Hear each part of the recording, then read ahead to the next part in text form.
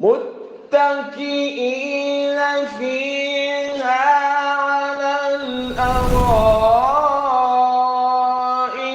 لا يرون فيها شمسا ولا زمهريرا. Alhamdulillah, wassalatu wassalamu ala Rasulillahi sallallahu alayhi wasallam.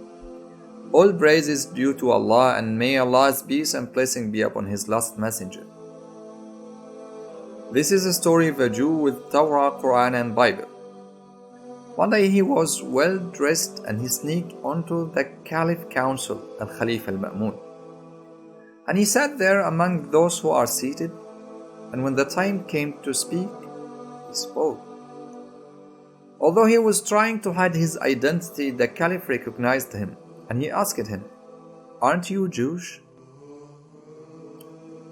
He said, "Oh, please don't expose me." The Caliph said, "If you become a Muslim, I will reward you and I will prevent you from your own people, so no one will harm you."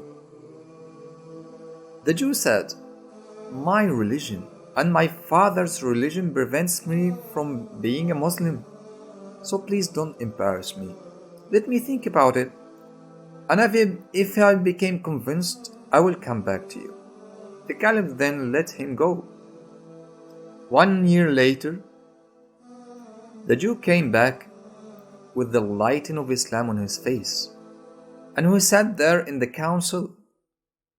And when the time came, he spoke very well in fiqh, jurisprudence, till the limit that everyone was amazed. And after the council ended, the Caliph asked him, "Aren't you our Jewish friend?" The man said, "Yes." The Caliph said, "What brought you to Islam, although I offered it to you and you refused?" He said, "I am a very good handwriter. And when I left last time, I went and I wrote 3 copies of Torah. And I added and removed in it. Then I brought them inside the synagogue to try to sell them, and they were sold. Then I went and I wrote 3 copies of Bible, and I added and removed in it, and I brought them inside the church to try to sell them, and they were sold. And when I attempted to Quran, I wrote 3 copies, and I added and removed in it. And when I brought it to Al-Warraqeen, the place where they write Quran and other books, whenever they check them and they see the increase and decrease, they throw them in my face, and they looked at me with the look of contempt. And that's when I realized that this book is preserved.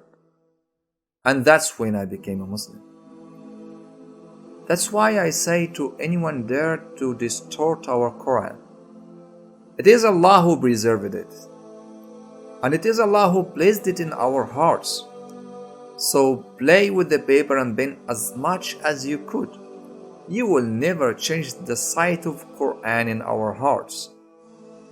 And listen to your Lord when He says, "Inna nahnu nazzalna al-dhikra wa inna lahu lahafidhun."